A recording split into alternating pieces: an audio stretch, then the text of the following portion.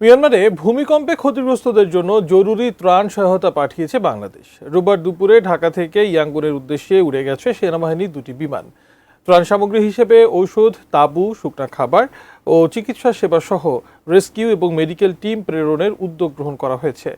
সেনাবাহিনী জানিয়েছে, প্রধান উপদেষ্টার নির্দেশে বাংলাদেশ সশস্ত্র বাহিনী জরুরি ত্রাণ সহায়তা পাঠাতে কাজ শুরু করেছে। সে সময় সেনা, নৌ ও বিমান বাহিনী প্রধানরা উপস্থিত ছিলেন। এর আগে গত 28 মার্চ স্থানীয় সময় দুপুর 12টা 50 মিয়ানমার ও থাইল্যান্ডে 7.7 মাত্রার ভয়াবহ ভূমিকম্প আঘাত হানে। এতে মায়ানমারে প্রাণহানি ঘটে প্রায় 1600 জনের। ভূমিকম্পের ফলে মিয়ানমারে খাদ্য, পানি, বাসস্থান সংকট এবং জরুরি চিকিৎসা সেবার অভাবে মানবিক বিপর্যয় সৃষ্টি হয়েছে। বাংলাদেশ সরকার প্রতিবেশী মিয়ানমারের এই বিপর্যয়ে মর্মাহত এবং তাদের সহায়তা প্রদানে বদ্ধপরিকর।